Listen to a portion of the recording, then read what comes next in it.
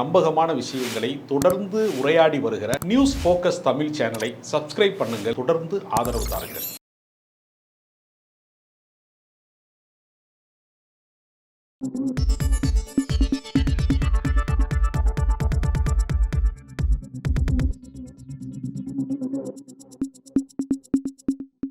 வணக்கம் சார். வணக்கம்.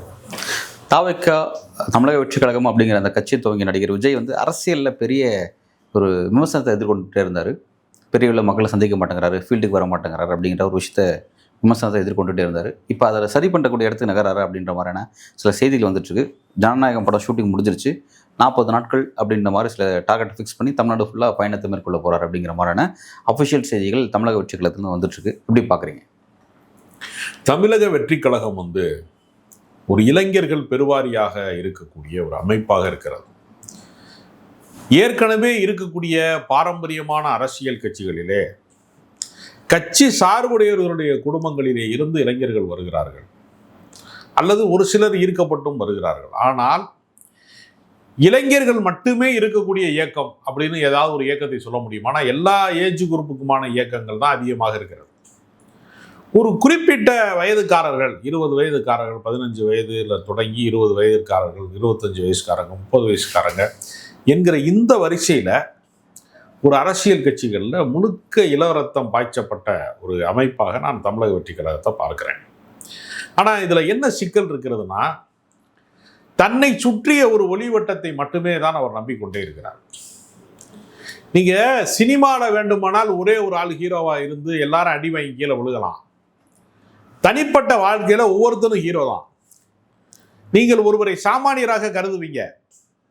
ஒருத்தர் துப்புரவு தொழிலாளியாக இருக்கிறாரு, காலையில் எழுந்திரிச்சோன்னா நம்ம ஒரு சாலையில் சந்திக்கிறதுல ஒருத்தர் நள்ளிரவு நேரத்தில் ஒருத்தர் டீ கேனோட நிற்பார், ஒருத்தர் தள்ளு வண்டியில் காய்கறி விற்றுக்கிட்டு இருப்பார், ஒருத்தர் இடியப்பம் விற்றுக்கிட்டு இருப்பார், சாலை ஓரத்தில் ஒருத்தர் பூ கட்டிக்கிட்டு இருப்பாங்க. எத்தனையோ உழைப்பு சார்ந்தவர்கள், உதிரி பாட்டாளிகள் எவ்வளோ இருப்பாங்க. ஒவ்வொரு தனி மனிதனும் அவனோட குடும்பத்துக்கு ஹீரோவாக இருப்பான். அப்போ ஹீரோங்கிறது ஒரே ஒரு ஆளுதாங்கிறது சினிமாவுக்கு பொருத்தமானதாக இருக்கலாம். ஆனால் தனி மனித வாழ்க்கையில் ஒவ்வொரு மனிதனும் ஹீரோ தான். ஒரு குழந்தைக்கு தன்னுடைய அப்பா தான் முதல் ஹீரோன்னு சொல்லுவாங்க இல்லையா? அது காரணம் என்னன்னா, அவர் மூலமாகத்தான் அந்த வாழ்க்கை கட்டமைக்கப்படுகிறது. அப்போ கதாநாயகனாக நீங்கள் சினிமாவில் நடிக்கிற போது வேண்டுமானால் உங்களை நம்பி பிஸ்னஸ் இருக்கலாம், உங்களை நம்பி கூட்டம் வரலாங்கிறது அங்கேயும் ஓகே. அரசியலை பொறுத்தவரையில் ஒவ்வொரு பகுதி சார்ந்தவர்களும் அந்த பகுதியில் செல்வாக்கு மிக்கவர்களாக ஒருத்தர் இருப்பார். ஒரு தெரு அவர் சொன்னாதான் கேட்கும், ஒரு கிராமம் இன்னார் சொன்னாதான் கேட்கும், அந்த வட்டாரம் இவரைத்தான் நம்பும் என்று ஒரு இடம் இருக்கிறது. அந்த ஹீரோக்களை ப்ரொமோட் பண்ற இடத்துல விஜய் இருக்கிறாரா? இப்போ நான் ஒரு உதாரணம் சொல்றேன். கலைஞர் இருக்கிறாரு. கலைஞர் ஒவ்வொரு மாவட்டத்திலையும் மாவட்ட செயலாளர்கள் வளருவதற்கு அனுமதித்தாரா, தடை செய்தாரா? அனுமதித்தார். ஒவ்வொரு மாவட்டத்திலையும் கட்சியின் அடையாளம் நான் தான். திண்டுக்கல்னா பெரியசாமி, திருச்சினா KN நேரு. ஒரு மாவட்டத்துக்கும் ஒரு அடையாளத்து மிக்கவர்கள் அரசியல்வாதிகளை உருவாக்குறாருல. ஏன் உருவாக்குறாரு? தன்னை தாண்டி யாரும் வளர மாட்டார்கள், தான் தான் இந்த கட்சியினுடைய அதிகபட்ச உயரம் என்கிற தன்னம்பிக்கை கலைஞருக்கு இருக்கிறது. இது கலைஞர் மட்டும்தான் நான் சொல்லலை. இப்போ எம்ஜிஆர் அவர்கள் என்ன செஞ்சாங்க? KKSR, திருநாவுக்கரசு, காளிமுத்து, வலம்புரி ஜானு, அவங்களும் நிறையா பேர், பண்ருட்டி ராமச்சந்திரன், ராஜாராம், ஒரு பெரிய வரிசை இருக்கிறது. எல்லாரையும் அனுமதித்தார்ல. தன்னை விடவும் அறிவாற்றலிலே, பேச்சாற்றலிலே, எல்லா விதத்திலையும் அனுபவத்திலே மூத்தவர்களாக இருக்கிற நாவலர் நெடுஞ்செழியன் மாதிரி ஆட்களை, நாஞ்சின் மனோகரன் மாதிரி ஆட்களை கட்சியில் வச்சிருந்தார்ல. விஜய் தன்னை தாண்டி யாராவது ஒருத்தரையாக கட்சியில் வச்சிருக்காரா? நான் கேட்கறதுன்னா, விஜயுடைய வயதை விட்டுருங்க. வயதுங்கிறது நான் நம்பராக தான் நினைக்கிறேன். வயதை விட்டுருங்க. அரசியல் அறிவாற்றல்ல ஆளுமை மிக்க ஒருவர் அந்த கட்சியில் பொதுச்செயலாளராக இருக்காரா? அந்த கட்சியில் புஷி ஆனந்த் அப்படி இல்லையா? இல்லை, புஷி ஆனந்த் ஒரு கவுன்சிலர் சைஸில் இருக்கிற ஒரு சின்ன சட்டமன்ற தொகுதியில் ஒரு முறை MLA இருக்காரு. நான் கேட்கறது ஆளுமை பண்பு. ஒரு பதிலடி எதிர்கட்சிக்கு ஒரு பதில் அறிக்கை தரக்கூடிய இடம், புள்ளி விவரங்கள் சொல்லக்கூடிய இடம், ஒரு பாதிடக்கூடிய இடம் இருக்குல்ல. ஒரு பார்லிமெண்ட்ல என்ன பேசுவீங்களோ அதுதான் மேடை பேச்சின் உரைன்னு சில பேர் பேசுவாங்க. பெஸ்ட் பார்லிமெண்ட்ரிலாம், அதுக்கு உதாரணம் வைகோ போன்றவர்கள்லாம் உதாரணம். பல பேர் அப்படி இருந்திருக்கிறாங்க. அந்த தன்மை கொண்டவர்கள் யாராவது இருக்கிறாங்களா?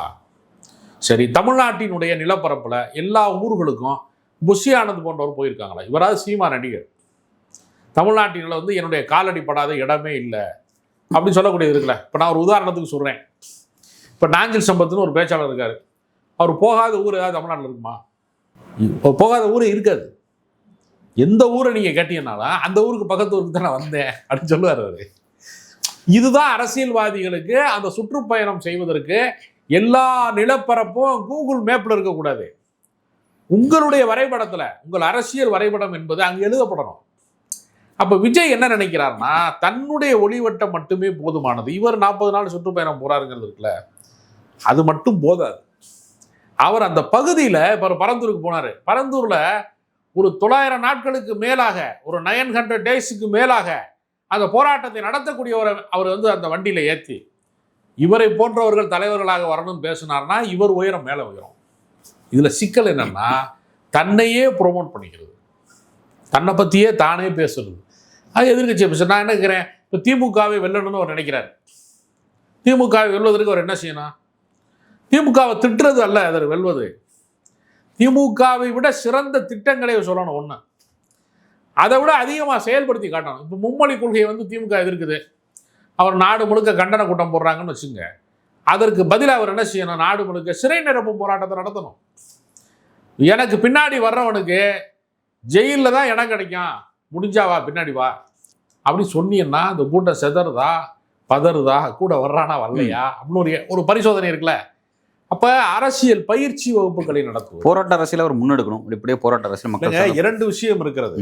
நீங்க நம்ம பின்பற்றக்கூடிய கட்சி, நாம் பின்பற்றக்கூடிய கொள்கை உண்மைத்தன்மை வாய்ந்ததுனா தான் அதுக்கு தியாகம் செய்ய ஆள் வருவான். ஒரு கட்சிக்கு தியாகம் செய்வதற்கு, முழுசாக தன்னை ஒப்படைப்பதற்கு ஆட்கள் வரணும். சில கட்சியில வந்து முழுநேர பணியாளர்கள்னு சொல்லுவாங்க. கட்சிக்கு என்று முழுநேர பணியாளர்கள் இருப்பாங்க சில கட்சியில.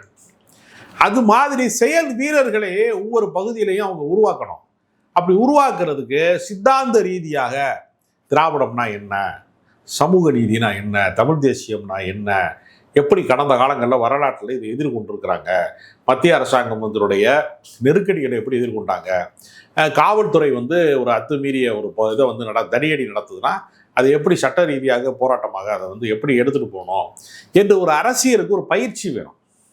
யாருக்குமே பயிற்சி கிடையாது. தலைவருக்கு கிடையாது, கட்சியில் இருக்கவங்களுக்கு கிடையாது. எல்லாருமே நீங்கள் பார்த்தீங்கன்னா தேர்தல் வியூகத்தில் வேலை பார்த்தா. அப்போ தேர்தல் அரசியலில் ஒரு சிறு பகுதி அவர் வேலை பார்த்துக்கார், அவ்வளோதான். அவருக்கும் போராட்ட அரசியலுக்கோ கல அரசியலுக்கோ ஏதாவது சம்மந்தம் இருக்க வாய்ப்பு இருக்கான்னா இல்லை. அதே மாதிரி வந்து ஐடி விங்கில் வேலை பார்த்தார் நிர்மல்குமார். ஏற்கனவே பல தொலைக்காட்சி நிகழ்ச்சிகளை தொகுத்து வழங்கினார் ராஜ்மோகன். இப்படி எல்லாவற்றிலையுமே ஒரு போதுமான ஆட்கள் அங்கே இல்லை. கட்சியில் ஆளுமைகள் இல்லை. அப்போ ஆளுமைகள் இல்லைங்கிறப்ப அவர் பேசுகிற விஷயத்தின் மீது நம்பகத்தன்மை எப்படி உருவாகும்? அப்போ விஜயே எல்லாவற்றிற்கும் விளக்கம் சொல்லுவாரா? அப்போ லோக்கல் ஸ்டேஷனில் போய் போலீஸில் அனுமதி வாங்கணும், விஜயை போய் அனுமதி வாங்குவாரா? இல்லை, அதுக்கு பகுதி நிர்வாகிகள் இருப்பாங்க சார். நிர்வாகிகள் பெரிய அளவில் ஊடக வளர்ச்சி இல்லாத நபர்களாக இருப்பாங்க, மாற்று கருத்துலாம் இல்லை. நிச்சயமாக நிர்வாகிகள் இல்லாமலாம் கிடையாது. கிட்டத்தட்ட வந்து தமிழ்நாட்டை 2ஆக பிரித்து, அதாவது 234 தொகுதினா 118 மாவட்ட செயலாளர்கள் வச்சுருக்காரு நினைக்கிறேன் அவர் ஆல்மோஸ்ட். சரிங்களா? அப்போ அப்படி இருக்கும்போது என்ன கேட்குறேன்னா, எனக்கு இப்போ நீங்கள் ஒரு முக்கியமான பெயரை சொல்லக்கூடிய நபர்கள் அவரை தாண்டி வெளியில் யாருமே இல்லைன்றதை ஒரு விமர்சனமாக நீங்கள் முன் வைக்கிறீங்க. எனக்கு இன்னொரு கேள்வி என்னன்னா, விஜய் மீது அவரோட வாக்கு வங்கிங்கிறது இன்னும் சோதித்து பார்க்காத ஒரு அன்டெஸ்டட் வாக்கு வங்கி வச்சிருக்காரு. ஆனால் அவருக்கு எல்லா கட்சியிலும் ஒரு இம்பார்ட்டன்ஸ் கொடுக்குறாங்க. அப்படி இருக்கும்போது கூட பல கட்சியில் முக்கியமான நபர்கள், கவனிக்கப்படாத நபர்கள் ஏன் அவரை நோக்கி நகர மாட்டேங்கிறாங்க? ஏன் அந்த மாதிரியான ஒரு இன்டெலெக்சுவல் சேர அவரை நோக்கி போக மாட்டேங்கிறாங்க? அது எப்படி புரிஞ்சுக்கிறது? அது சிறு பிள்ளைகளுடைய வெள்ளாமை வீடு வந்து சேராதுன்னு சொல்லுவாங்க. சின்ன குழந்தையெல்லாம் சேர்ந்து விவசாயம் பண்ணுச்சுன்னா விளைச்சல் வீடு வராது. அது விளையுமானே தெரியாது. முதல்ல விதையை போட்டால் அது விளையுமான்னு தெரியாது. ஏன்னா அதுக்கு ஒரு பக்குவம் இருக்கிறது. பருவம் பார்த்து விதைக்கணும். அதுக்கு வந்து அது வேற ஏதாவது பூச்சிகள் வந்து அதை வந்து சாப்பிடாம இருக்கணும், களை எடுக்கணும், அதை பாதுகாக்கணும், நீர் பாய்ச்சணும், உரம் போடணும், அதுக்கு காத்து இருக்கணும், ஆடு மாடு வந்து மேய்ஞ்சிடக்கூடாது. இவ்வளவு இருக்கு விவசாயம். விவசாயங்கிறது ஒரு தொடர் நடவடிக்கை. ஒரு அரசியல் கட்சியும் ஏறத்தாழ என்னன்னா, ஒரு தேர்தலை தவற விட்டுட்டாங்க. 2026 வந்து ஒரு வேலை வந்து தமிழக வெற்றி கழகம் தவற விட்டால் அடுத்த 5 ஆண்டு காலம் காத்திருக்கணும். இன்னைக்கு வயசு வந்து அவருக்கு ஒரு 51 வயசு ஆகுது விஜய்க்கு அப்படின்னா, அவர் 56 வயதாயிரும். அந்த தேர்தலையும் ஒரு வேளை பாதி வெற்றி பெறுகிறார், ஒரு பேச்சுக்கு பாதி வெற்றி பெறுகிறார், முழுமையான வெற்றி பெற முடியலைன்னா அடுத்து ஒரு 5 வருஷம் காத்திருக்கணும். இப்போ ஆட்டோமேட்டிக்காக அவருக்கு வயசு 61க்கு போயிடும். அப்போ தேர்தல் அரசியலில் நீங்கள் வந்து வயதை இழக்கிறீங்க, பருவங்களை இழக்கிறீங்க. ஒரு கட்சிக்காரன் வந்து தீவிரமாக ஒரு கட்சியில் பணியாற்றிட்டு ஒரு கட்டத்துக்கு மேலே அந்த கட்சியோடு முரண்பட்டு வெளியில் வர்றான். நாம் தமிழர் கட்சியில் வர்றது மாதிரி, மதிமுகவில் வர்றது மாதிரி பல பேர் முரண்பட்டு வெளியில் வருவான். முரண்பட்டு வர்றவனுக்கு அவனுக்கு ஏற்படுகிற இழப்பிலேயே பெரிய இழப்பு என்னென்னா, பொருளாதார இழப்பை விடவும் அவனுடைய வயது இழப்பு தான். அவனுடைய இளமை காலத்தை வந்து ஒரு தலைவனுக்கு பின்னாடி நான் 10 ஆண்டு காலம் 15 ஆண்டு காலம் இருந்தேன், நான் ரிசல்ட் வந்து நல்லா இல்லை, தப்பாயிடுச்சு அப்படின்னு சொல்கிறப்ப அவனுக்கு இருக்கக்கூடிய வருத்தம் இருக்கு பாருங்க, அது ஈடுகட்டவே முடியாதுல்ல. காலத்தை யாரும் திருப்பி தர முடியாதுல்ல. மறுபடியும் பள்ளிக்கூடத்துக்கு போக முடியுமா, நம்ம மறுபடியும் காலேஜுக்கு போக முடியுமா, மறுபடியும் இளம் வயதாக மாற முடியுமா, எதுவுமே முடியாதுல்ல. அப்போ உங்களுடைய நம்புகிறவர்களுடைய டைமை வந்து உங்களுக்கு கொடுக்குறான், காலத்தை வந்து உங்கள் கைகளில் ஒப்படைக்கிறான். அந்த பருவத்தோட வந்து கூடிய அந்த பருவத்தோடு பயிற்சின்னு சொல்றது மாதிரி அந்த காலகட்டத்தை சரியாக பயன்படுத்தி கொள்ள தவறிட்டீங்கன்னா ஒரு அரசியல் கட்சி என்ன ஆகும் என்பதற்கு கடந்த காலங்களில் நிறைய உதாரணம் இருக்கிறது. இவர் மட்டும் கட்சி ஆரம்பிக்கல, எத்தனையோ பேர். சீபா ஆதித்தனார் கட்சி ஆரம்பிச்சிருக்காரு, நம்ம சிதம்பரம் அவர்கள் வந்து ஒரு அமைப்பு ஆரம்பிச்சிருக்கிறாரு, தமிழக ஜனநாயக பேரவை, தமிழ் மாநில காங்கிரஸ்லேருந்து வெளியேறி ஒரு ஜனநாயக பேரவை அப்படின்னு ஒன்று ஆரம்பிச்சிருக்காரு. பல பேர், திருநாவுக்கரசு தனியாக ஒரு கட்சி ஆரம்பித்தார். இப்படி வரிசையாக இருக்குது. சிவாஜி கணேசன் பாக்கியராஜ் கட்சி ஆரம்பித்தார், மன்சூர் அலிகான் கட்சி ஆரம்பித்தார். இப்படி நிறைய பேர் கட்சி ஆரம்பிச்சிருக்காங்க. எல்லாருமே நம்பிக்கையோடு தான் தொடங்கியிருக்காங்க. ஆனால் அது ரிசல்ட் என்னவாச்சு? ஒரு 10% மேலான வாக்கு வங்கி தங்கள் பக்கம் திரும்பி விட்டது என்று நம்பப்பட்ட தேமுதிக 1% வாக்கு வங்கிக்கு கீழாக இறங்கி விட்டது. எப்படி இறங்குச்சு? அப்ப அவர்களுக்கு என்ன, தேமுதிக எங்கே வந்து தேய்மானமானது அப்படின்னா, நிரந்தர கோட்பாடு அப்படின்னு ஒன்று கிடையாது. 2ஆம் கட்ட தலைவர்கள் அடையாளப்படுத்தப்படுவது என்பது அங்கு கிடையாது. இந்த 2 இல்லாத ஒரு கட்சி ரொம்ப சீக்கிரம் வந்து சுருங்கிடும் அப்படிங்கிறதுக்கு தேமுதிக ஒரு நிகழ்கால உதாரணம். அதனால இன்னும் கூட்டை உடைக்காத, இன்னும் முட்டைக்குள்ள இருக்கிற கோழி குஞ்சு மாதிரி இருக்கக்கூடிய தமிழக வெற்றி கழகம் இந்த கூட்டை உடைக்குமா? சுற்றுப்பயணத்தின் வழியாக ஆளுங்கட்சியை வந்து குற்றச்சாட்டு சொல்வதை விடவும் மாற்று திட்டங்கள் அவர் எதை முன்வைக்கிறார், மற்ற எதிர்கட்சியை விட அவர் எங்கே வித்தியாசப்படுகிறார், தன்னுடைய ஆளுமை பண்பை அவர் எங்கே நிரூபிக்கிறார், இதையெல்லாம் கணக்கு பார்த்து தான் விஜய மக்கள் எடை போடுவார்களே தவிர, சினிமாவில் நீ நல்லா நடித்த, நல்லா டான்ஸ் ஆடின, நல்லா பாட்டு பாடினேன்னா அதுக்கான பணத்தை அவர்கள் டிக்கெட் கவுண்டர்லேயே கொடுத்துட்டாங்க, அல்லது ஆன்லைன் புக்கிங்லேயோ புக் மை ஷோவில் கொடுத்துட்டாங்க. அதற்காக உன்னை ஒரு நாளும் முதலமைச்சராக்க மாட்டாங்க. அதை தாண்டி மக்கள் நல பணிகளில் அவர் என்ன செய்ய போறாரு என்பதுதான் அவருக்கான எதிர்காலமாக அமைய போகுது. விஜயுடைய அரசியல் எதை நோக்கி பயணிக்கும் அப்படிங்கிறத ஒரு ஸ்பார்க்காக கிளியராக உங்களுடைய பாயிண்ட்டை நீங்கள் முன் வச்சிருக்கீங்க. அவர் அதை அடுத்த கட்டமாக எதை நோக்கி நகர போகிறாரு, நீங்கள் சொல்கிற விஷயங்களை அவர் அட்ரஸ் பண்ணுறாரு அப்படிங்கிறத பொறுத்திருந்து பார்ப்போம். நன்றி.